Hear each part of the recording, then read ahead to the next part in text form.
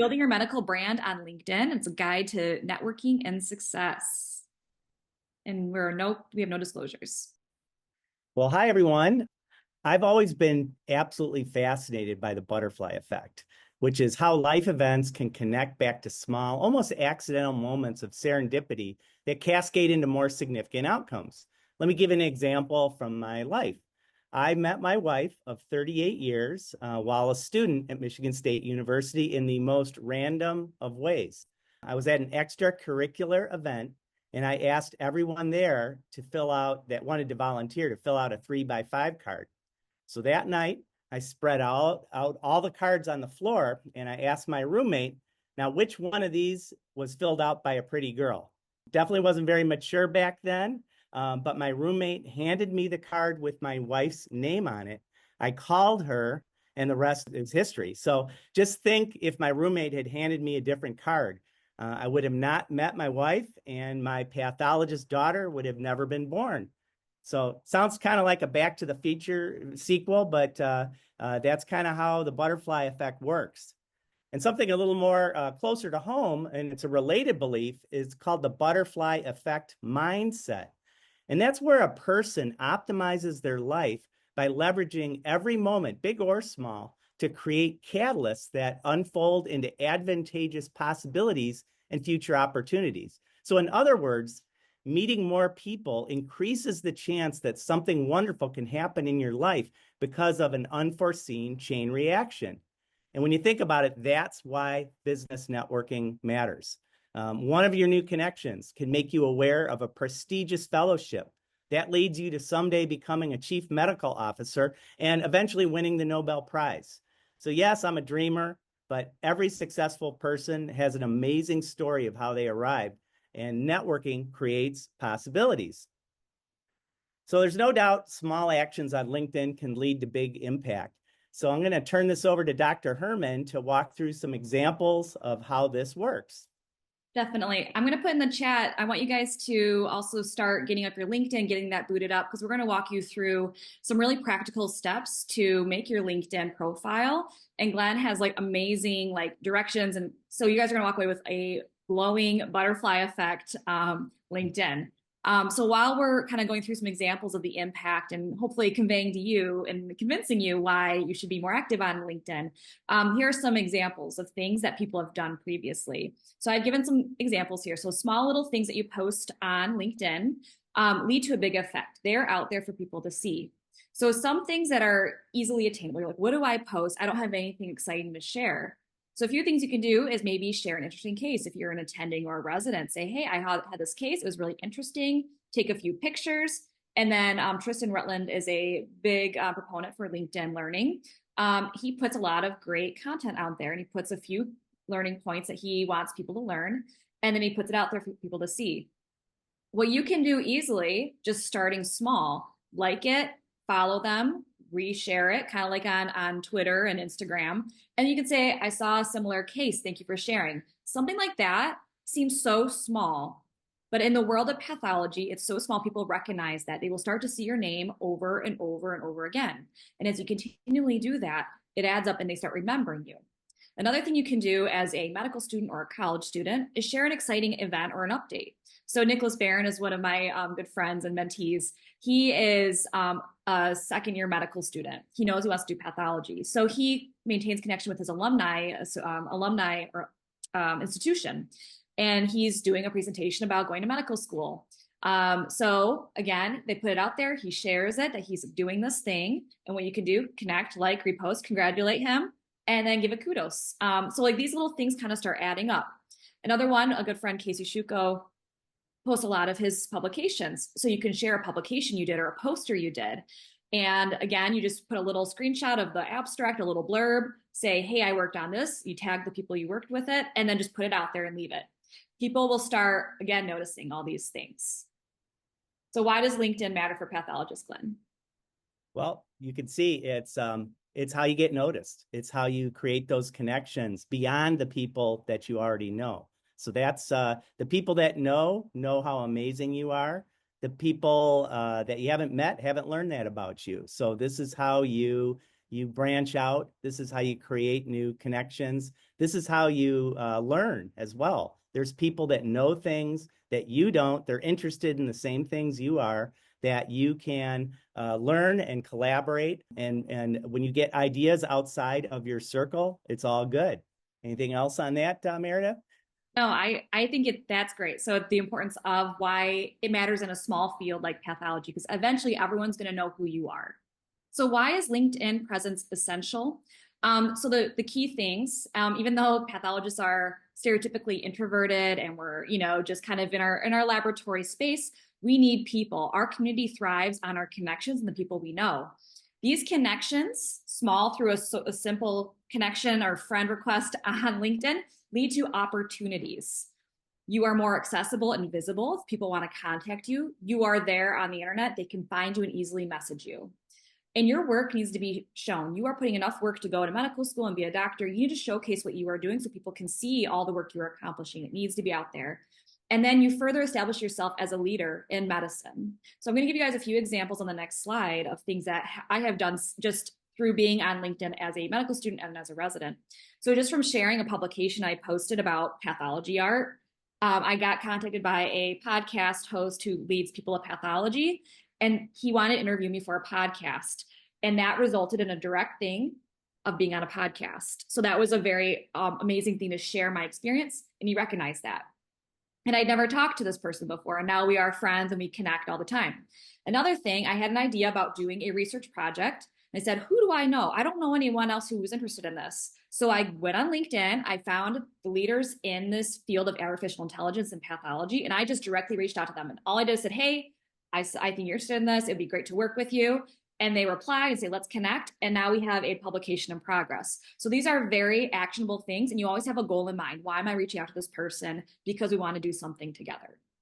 Okay, so let's get into the nuts and bolts advice section of the webinar. So I'm going to be flipping between slides and LinkedIn to make the session a little bit more practical. So we got a couple hands-on things I'm going to do.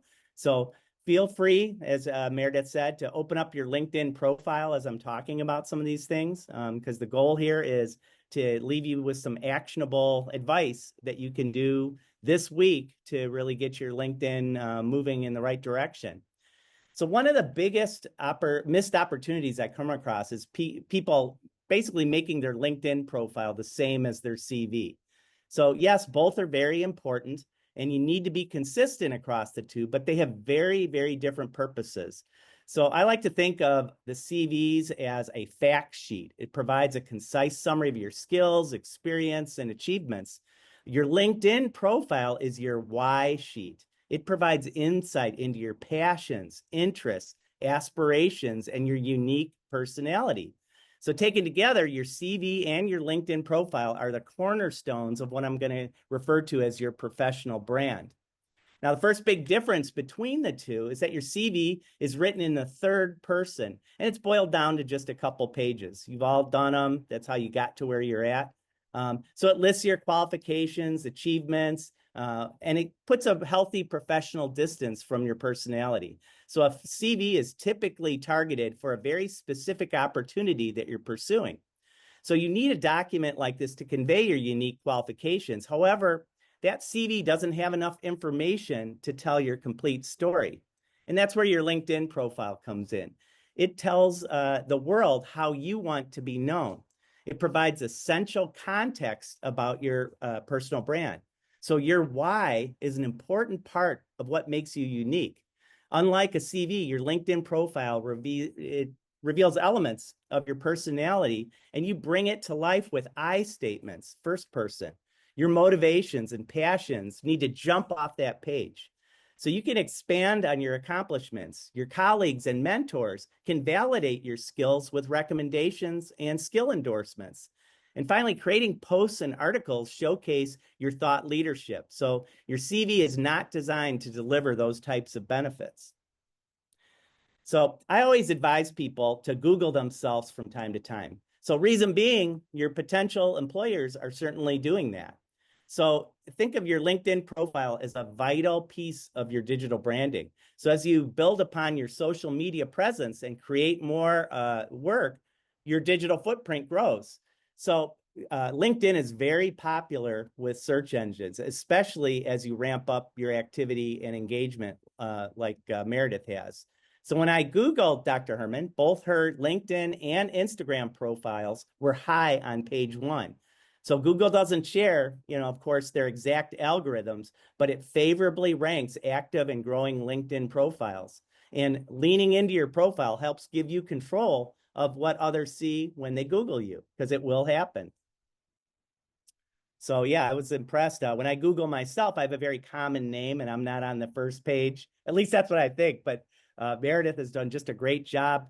You can see her Instagram is tremendously popular. But right on the page one, the three big articles are big sources show for her. So I'm going to walk you through some important elements of your LinkedIn profile and give you some easy tips that you can start doing right away. So to me, the big three are your photo, your headline, and your about section. So when you have those sections totally rocking, viewers are going to want to spend more time looking at the rest of your profile. So the good news here is that even if your LinkedIn profile needs a lot of work, you haven't done much with it yet, you can give it a huge facelift by just focusing on those first three. So let's dig in a little bit. So first, your photo. It's the first thing that people look at, and so you need to make sure it's really good. So photos need to be your headshot where your face takes center stage. So most people view it on their phones, LinkedIn. So full body shots are just too small to see, and you can't see your facial features like a smile. And speaking of smiles, I highly, highly suggest having a smiling picture. Now, I realize that's a lot easier said than done for many people. For example, my smile tends to look very forced and I blink a lot, close my eyes. So it usually takes 5 to 10 pictures before I have a good smiling picture. However, it's worth it. It shows that you enjoy what you do and you're open to meeting new people. So people draw impressions very visually. So you don't need a professional photographer, but lighting is important. So poor lighting creates shadows, which makes it harder to see your face. So an easy tip is to face the light source, face a window like I'm doing right now. And you can go outside too. Background is not real important because your face should take up most of the picture anyway.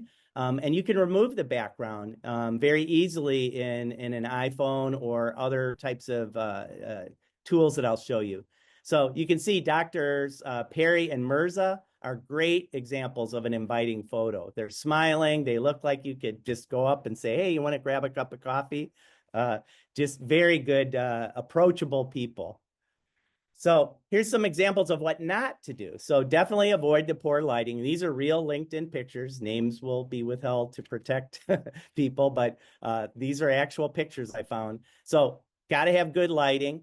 Where you're too small and your family's in it, nope. Great for Facebook, not so good on LinkedIn. You want to just zoom in on your face.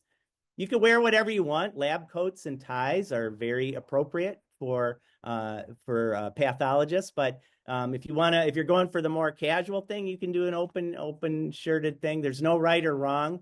Just you don't want to wear beach attire. I guess there is right or wrong if you get right down to it.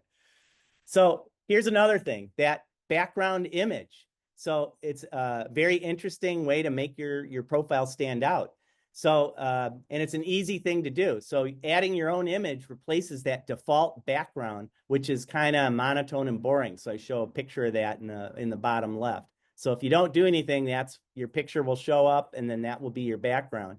And I have to admit, I am very envious of the cool palette available to pathologists. It's just such colorful and cool. So you can incorporate those colorful path images or artwork.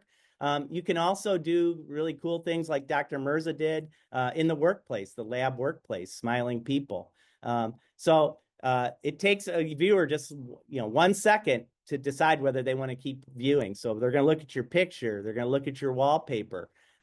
And I love what Dr. Mirza did. He's smiling and look at I want to be in that class. That looks like a fun place to be.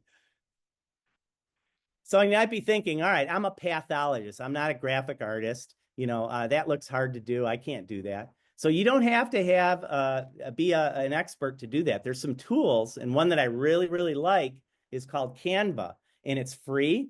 And in minutes, you can create a perfectly sized background graphic that is to your liking. So I'm just going to take a second and show you how to do that in Canva. Yeah, let's see here. So you just go to Canva, canva.com. You do create a design. You type in the word LinkedIn, and it's going to show you LinkedIn cover image, which is what you want to create. You'll notice it has the right dimensions in it that recommends. Now it's going to also show you some templates, and templates are nice. You could just put one in and then start moving stuff around, make it your own. So you can scroll through, or you can go be blank. You can type the word pathology up here, and it's going to get you some images that you might want to bring in. So I can bring in my little path art. I can bring in a microscope, type my name. And when you're all done, you just download this as a PNG or JPEG, and you upload it to your LinkedIn. Easy peasy. And it will work on a cell phone. It'll work on a desktop. So next thing, the headline, and that's perhaps the most important element of your profile. That's what people read first. So it communicates who you are, what you do, and the value that you bring. So it also tells people where you are at in your career and really what you're aiming for, your aspirations.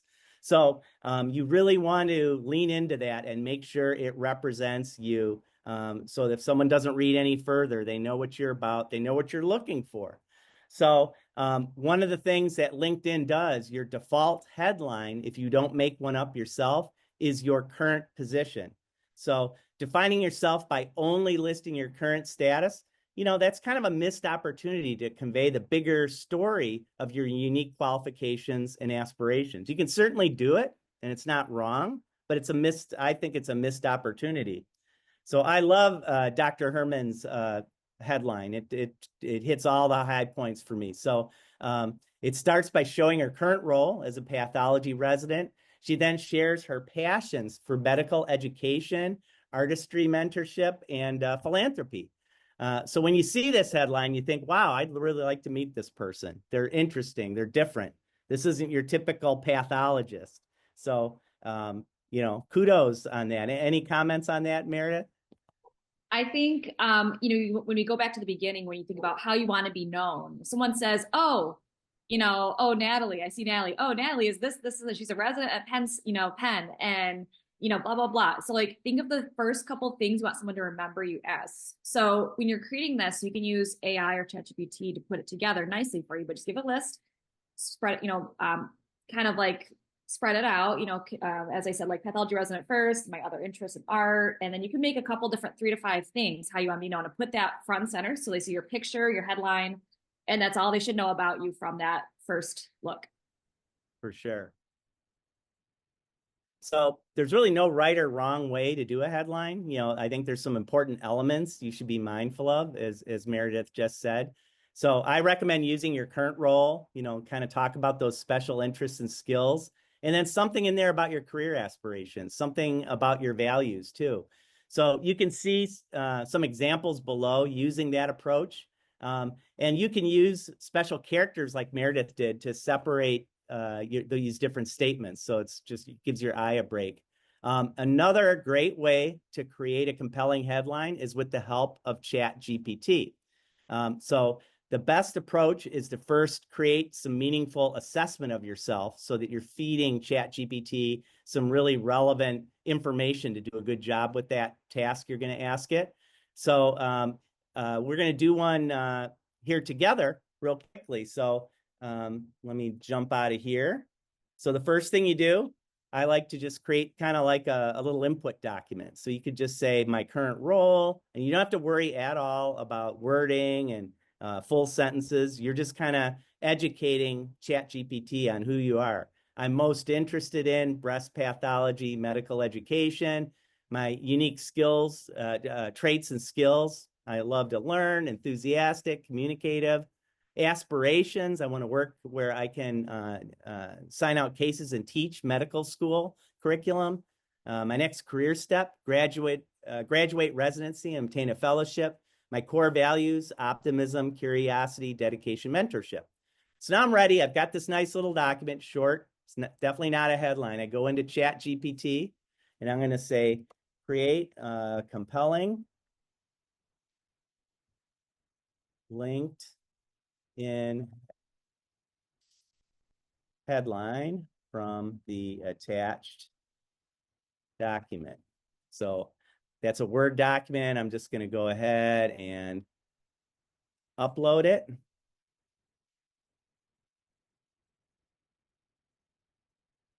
There it is. And let's see what it comes back with.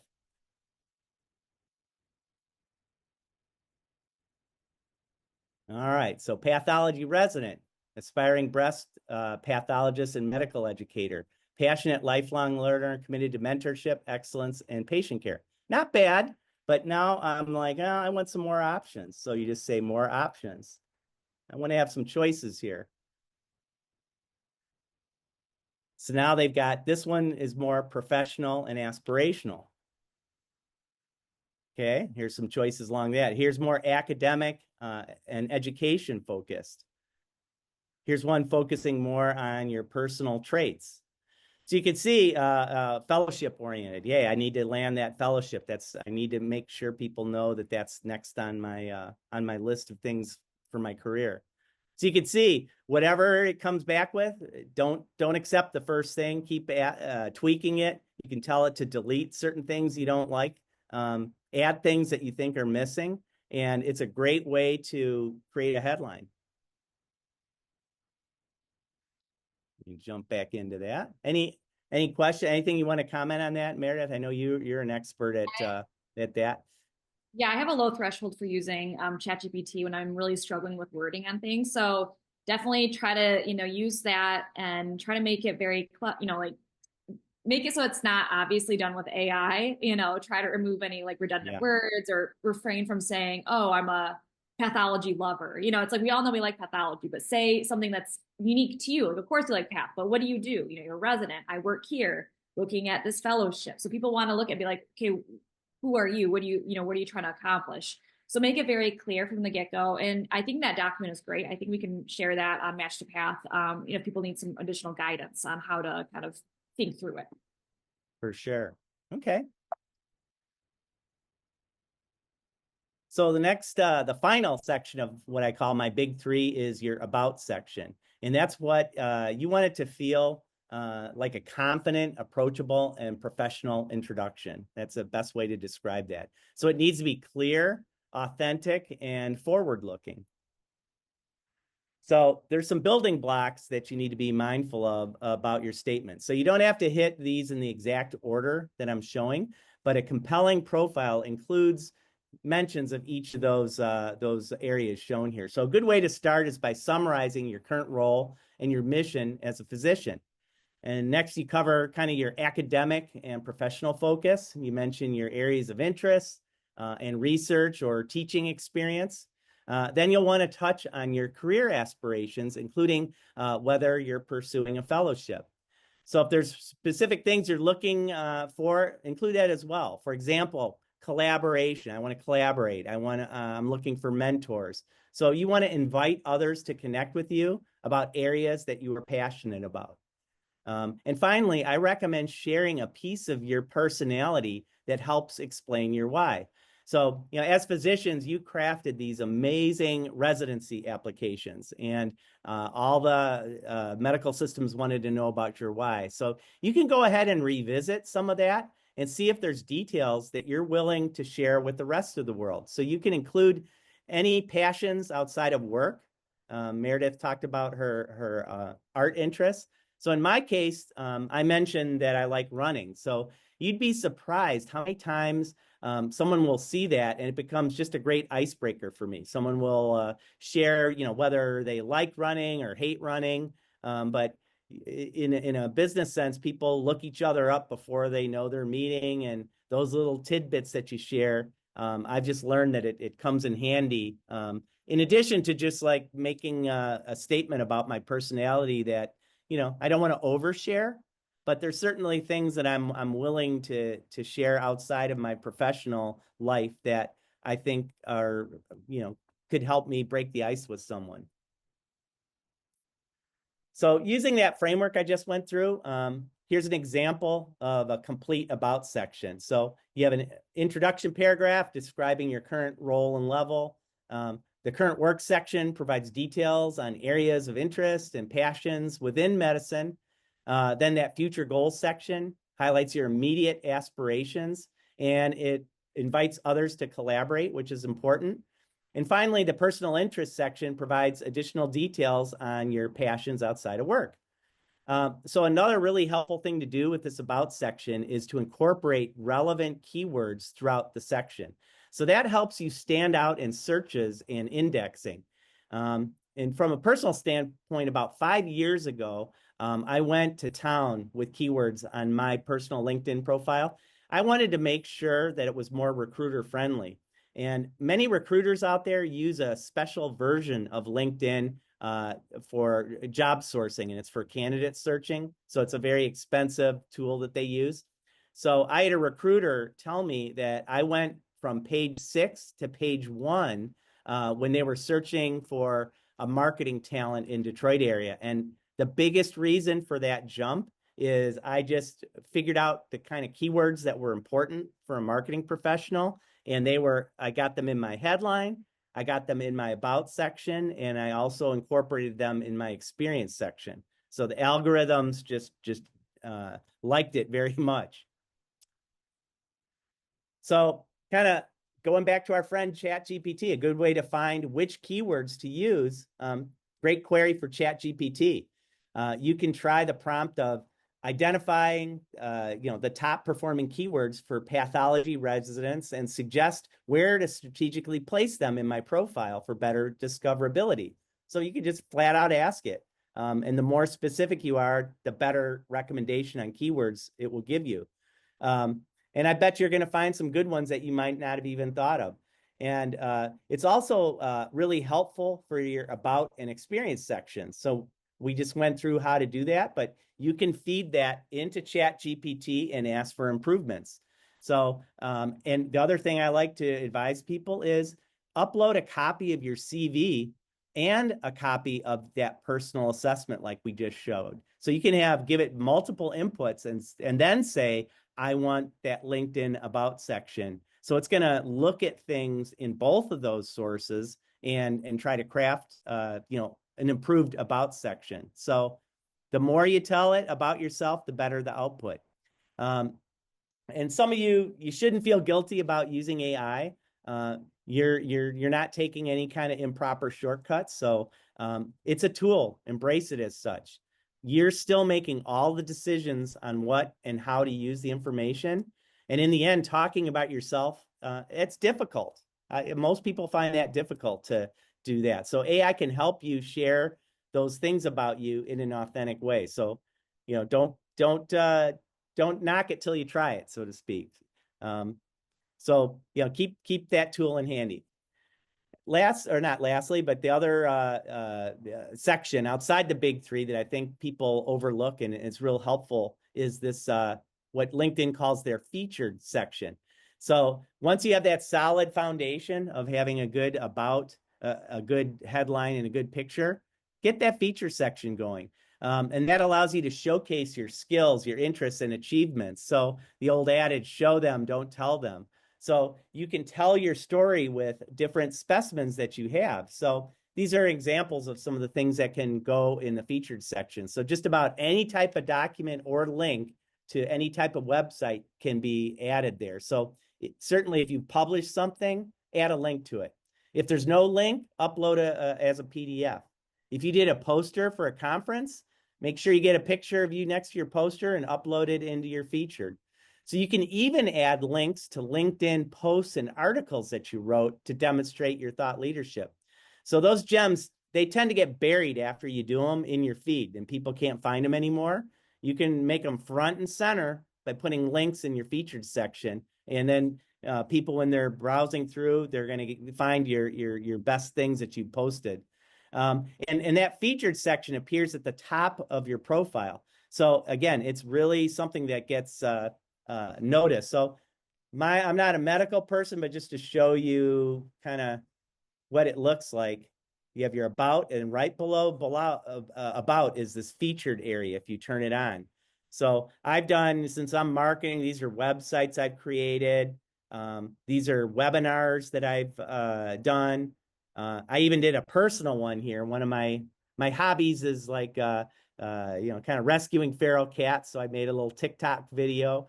So not I've had other things on there. You have to redact things if you don't want to share private information, but you can certainly blur things out. I put, kind of analysis that I've done. So anything can go up there.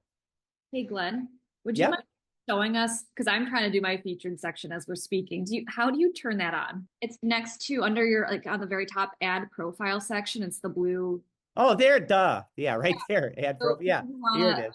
yeah, so you can add additional things. So it's under Yeah, recommend. it's under probably additional. Yep, here they are. There Yeah, it so is. add anything that you have accomplished, just keep it updated and you can add additional sections there. Yep, causes is a good one. I've seen a lot of people do that. Again, it talks about things that are important to you. People can, make find commonalities with you. It's all about making human connections.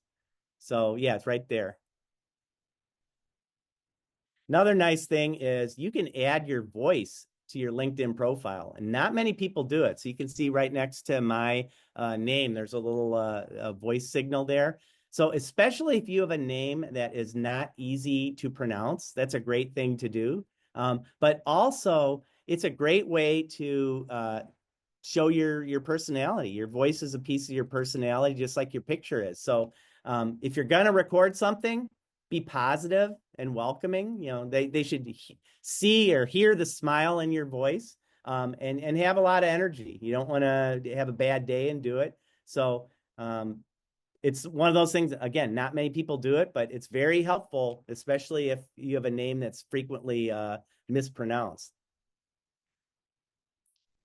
Oh, and the other thing while I was on there, the LinkedIn profile URL. So that when you're all done, LinkedIn assigns it a URL, and they always add a bunch of numbers, random numbers at the end. So it'd be like when I first started, it was Glenn Moore dash 20876. It's just something. You can go and customize that URL. Sometimes you're lucky and your name is so unique that there's not another person by that name, but usually you have to add something to it to make it unique. So in my case, I recently just added 313, and one of my students did that, and it's kind of a cool, trendy way. 313 is like the Detroit original area code. So I used to have like Glenn Moore 20247. So definitely get rid of that, because you can put this on your CV, or when you're sending someone that URL, you don't want kind of a lot of extra digits. So the way you do that, right when you're at the top here, public profile and URL, you just click the pencil, and here's where you can change it. And if it's not available, it will tell you that. But really easy, good way at the very end to have like a good, memorable profile. All right, near the end here. Kind of time for some pearls and pitfalls. So on the pearl side, don't be shy about asking for endorsements and recommendations.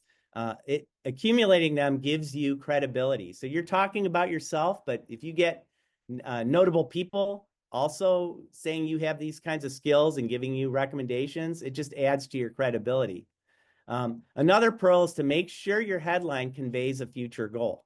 So you all have the next step in your heads as to where you're taking your career. Get that in your headline somewhere. It's going to help you, and people will help them understand where you're at and how they can help you. For the pitfall side, the first is a biggie. Only connecting with people you already know. So that you certainly want to do that, but you want to get far outside that as well. So the objective here is to expand your network. And you need to get outside your comfort zone to do that. So, and don't worry, LinkedIn connections are not like Facebook friend requests. People aren't going to think you're weird or a stalker if you invite them to connect. So it's a kind of a different mindset in the LinkedIn community. Just be authentic and curious. Like I love how Meredith gave that example of when she was wanting to do some research, and people, yeah, they're going to answer you right away. So definitely get out of your comfort zone a little bit. The water's great. Don't worry about it. And if they don't accept your connection, it's their loss, because you're going to bring value to anyone that takes the time to connect with you. And then the other thing is you also want to make sure you post from time to time. You don't have to go crazy, but I recommend doing it at least once per month. And an easy way is to share someone else's post and then add your own remarks. So you can also comment and like things, as Meredith was talking about. And when someone visits your profile, try to avoid saying no recent activity. So if you've not done anything and they go to your profile, that's what it's going to say. And it just says, they're not paying attention to LinkedIn. So do enough where LinkedIn is not going to put you in that bucket, would be my advice.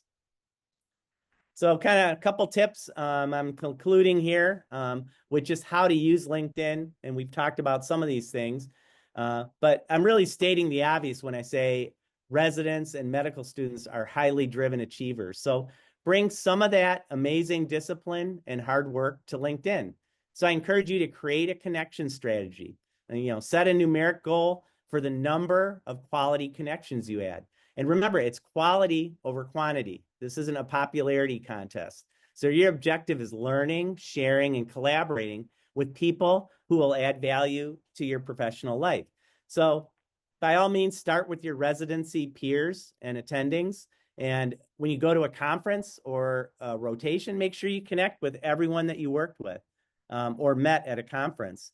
You also want to follow organizations like CAP, USCAP, and ASCP. Probably missing a few there. But when you come across someone with an interesting post, get in the habit of liking and commenting. And after they engage, because a lot of times they'll appreciate that. They'll notice you, just like what Meredith was saying. Then you can go ahead and send a connection request. It won't be awkward. They know that you took the time to comment on something they put out there. You'll be amazed. That's all you need to make someone a connection. And it could be someone that is far along in their career, but if they're taking the time to be social on LinkedIn and you take the time to comment or repost, they're aware of it. Anything else you want to add on that one, Meredith? Yeah, I think just in the setting, comparing it to Twitter and Instagram and TikTok, I think it's a little bit slower. You're not going to get a bunch of likes at first. It feels a little slower paced, which is fine because not everyone's on it all the time.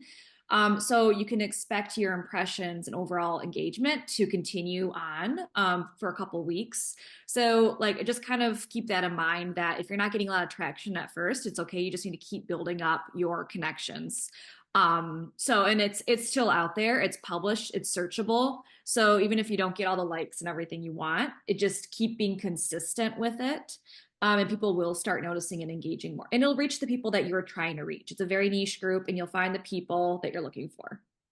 Okay.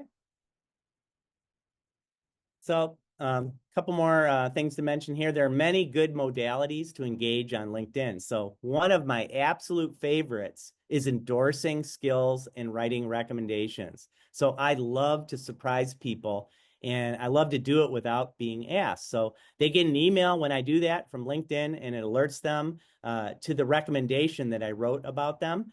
And I'll tell you, people really appreciate that. It strengthens our connection, and it really makes it easier for me to get their help if I ever need it in the future. So at last count, I've done over 120 full LinkedIn recommendations for different people. And I've probably done thousands of skill endorsements. That's probably more a testament to my age than my willingness to help. But I always love to do that because it's just such a pleasant surprise, and people, it kind of just brings a smile to their face when they see that someone took the time to do a recommendation without being asked. And we all have to panicky. You guys know more than anyone about getting these letters of recommendation and how stressful that can be. So when someone gives you something nice out of the blue, you really appreciate it. Another great way to engage is through groups. So you can find lots of interesting professional pathology groups, join them. And more importantly, engage in the threads. So it can really lead to making high quality new connections. So have I ever mentioned the butterfly effect? That's how that works. So when it comes to posting, I think we beat this one pretty good. So you have lots of different areas that you can pick from. Another one is when there's your perspective on new news that is out there, pathology news. You can comment on it. If there's some new research, you can point out whether you agree or something that you want to add in support of it.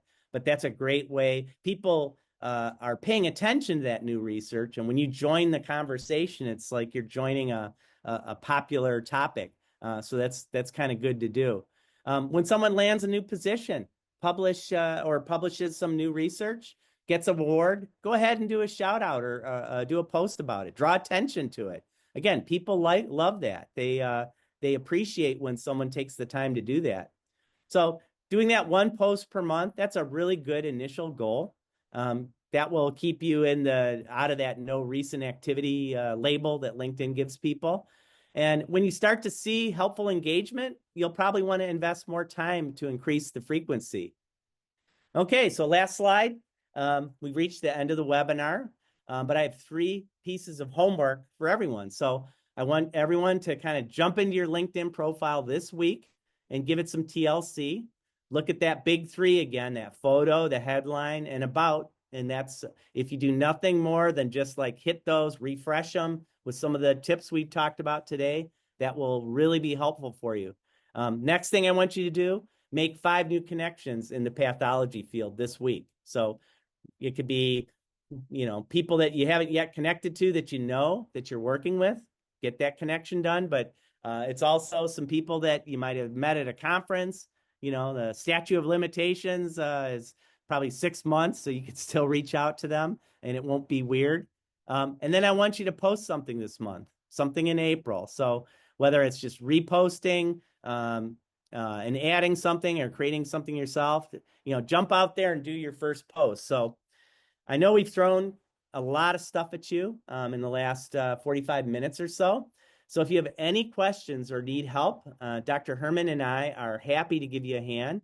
The matchtopath.com team is also available to give you feedback. So thanks much for your time. And again, I love doing this stuff. So, take a screenshot of my email there. Be sure to reach out to me. I love, helping people with their LinkedIn profiles. So it's kind of like a hobby of mine. So by all means, I'm here if you need some help. So I'll turn it back over to Meredith. Thank you so much, Glenn. And I also want to open up to any questions people have. While you were speaking, I was realizing, I need to update a few things.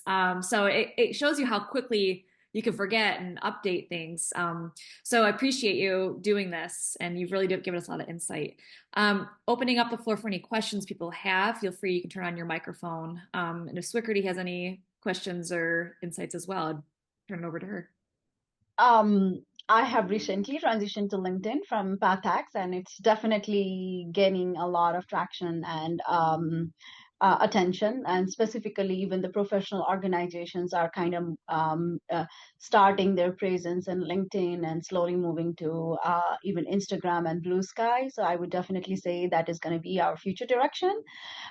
Thank you, Glenn, for such a explicit presentation, which covers a lot of bases. I just have one question, since Match2Path is dedicated towards pathology aspirants who wants to do pathology residency. How do you suggest they can utilize LinkedIn as a social media platform? I know you covered a lot of it, but specifically in the aspect of a medical student going into pathology or who are undecided about what they want to do next, how would you suggest LinkedIn can help? Okay. Well, Meredith, why don't you start on that one and then I'll jump in. Right. I think the first thing, of course, making sure you have a nice picture and a headline, some colorful pathology background about you.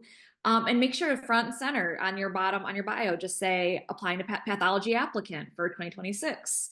And just say what you're currently doing, like currently a medical student or, at this institution, or clear, an international student at this program, currently an internal doctor. So like make it clear who you are and start connecting with pathologists. You can search on LinkedIn pathologist and connect with as many people as you can see who are pathologists, and just start engaging with their content. They know who you are, there's program leadership, and they know you're interested and you're like very involved. So I think that definitely is something very easy you can do. If you don't want to post anything, just like and comment things. Any other thoughts? Yeah, no, I think it's you have to ask for help. You have to let people know where you're at. It's all social communities are about sharing where you're at, what you need, and don't make people wonder what you need. Let them know, hey, I'm a medical student, and I'm gonna, you got to let them know. People aren't mind readers, so be very clear with kind of your aspirations, where you're at right now, where you want to go, the next step. Make that very clear so that people don't have to read through a bunch of stuff to understand that, because people want to help, and people, it's a very giving. I've really appreciate and have come to appreciate that even more in the medical community, how people give back to each other and pay it forward. So it's like you'll be getting the help now, but then you're going to be giving the help soon. So put open yourself up to get that help, and you'll be surprised how many people will reach their hand back and give you the help that you're asking for. Definitely. And I have a few things to add on to that too, some personal stories. Like if you think about on LinkedIn, if you're afraid to reach out, the people are on LinkedIn because they want to be contacted. If they don't want to be contacted, they're not going to be on social media. They don't want to be accessible. I have had numerous students, medical students, reach out to me on LinkedIn saying, hey, I'm a second year. I don't have any pathology faculty at my institution. Can we just have a phone conversation? And I'm always going to say, yeah, let's have a phone conversation. Or if they say, hey, I'm really struggling with this, do you have anyone I can talk to?